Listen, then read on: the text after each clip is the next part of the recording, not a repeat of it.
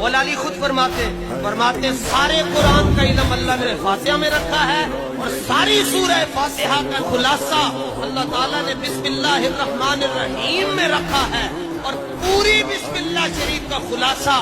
اللہ نے بسم اللہ کے بے میں رکھا ہے، اور پوری بے کا خلاصہ اللہ نے بے کے نقطے میں رکھا ہے، اور وہ نقطہ علی ہے۔ میں رسول اللہ کی بیوی نے خود نبی صلی اللہ علیہ وآلہ وسلم سے یہ بات سنی کہ علی اور قرآن، علی قرآن کے ساتھ ہے اور قرآن علی کے ساتھ ہے،